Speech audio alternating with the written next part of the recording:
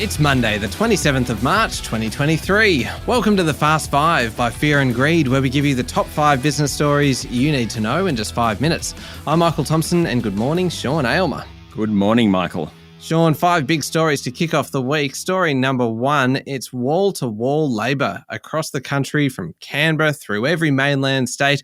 Only the Jeremy Rockliff government, the coalition government in Tasmania, is bucking the trend after Labor won the New South Wales state election over the weekend. It was the same in 2007 when Kevin Rudd was Prime Minister, but most commentators think this is much worse, with Conservative parties in Australia torn between shifting left or right. First New South Wales election, Chris Minns is the new state premier after Labor won at least 47 seats, enough to form a majority government. The Liberal National Party won 27, suffering a near 7% swing against it. Independents won 7, Greens 3, 9 are too close to call. Bad election for One Nation. Not unlike the federal election almost 12 months ago, the losses for the coalition came from the Liberal Party side, not the Nationals, which really throws into question how the Libs can reclaim the big cities. Issues like climate change, the voice referendum, defence at the federal level and the cost of living are battles that Labor is winning, or at least the coalition is losing. In mortgage belts across the country, Labor's doing a much better job. This is going to last for a while. It's hard to see Mark McGowan in Western Australia or Peter Malinauskas in South Australia going anywhere. Both are very popular. Dan Andrews in Victoria won an election last year. Queensland Premier Anastasia Palaszczuk doesn't go to the polls until October next year. She's been in power for a while. She's probably the one most at risk, or at least the Labor government most at risk. There are elections in the ACT and Northern Territory next year, but the territories are very unlikely to go Conservative. So it looks like Labor across the country, with the exception of Tasmania, for quite a while. Sean, story number 2, the national auction preliminary clearance rate hit 71% over the past 7 days, in the second busiest week of the year so far for auctions nationally and in both Melbourne and Sydney. Yeah, in Sydney, the clearance rate was nearly 72% despite the state election. Melbourne was even more impressive. The preliminary clearance rate was 73.5%. The national rate was the best since mid-April last year. Now, it's normal to have strong clearance rates at this time of year, but some market watchers are saying this is going on a little bit longer. Maybe there's a change in the offing. Of course, the full impact of interest rate rises still have to flow through to people with mortgages, but just the fact that the Reserve Bank is talking about pausing seems to have given a bit of a boost to the market. Sean, story number 3, this is a really interesting one. The British government has added an extra 10% tax on Australian wine imports just days after passing the Australia-UK Free Trade Agreement. It certainly doesn't seem in the right spirit, Michael. Pardon the pun. Well played. Yeah.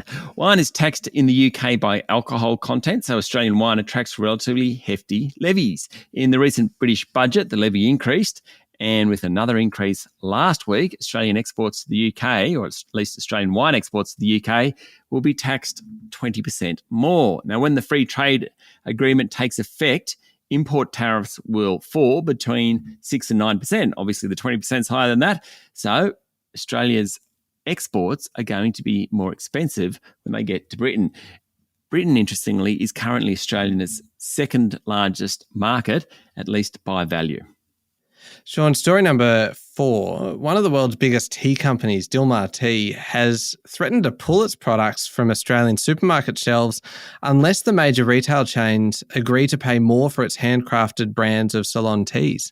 Yes, it's an interesting story about a supplier taking on these big retailers. Dilmah Chief Executive Dylan Fernando said the company has been losing money in Australia for more than a decade, and its market share continues to fall because it refuses to compromise its commitment to sustainability and ethical sourcing, according to a story in The Australian.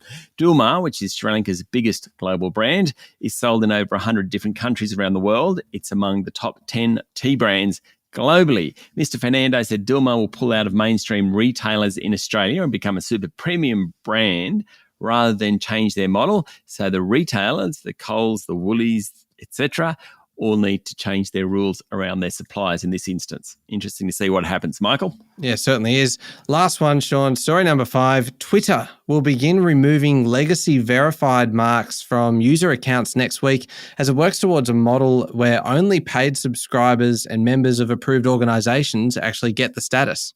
The move to cut the blue tick verification begins next month and is one of the earliest policy changes from new owner Elon Musk. He's described the existing program as corrupt.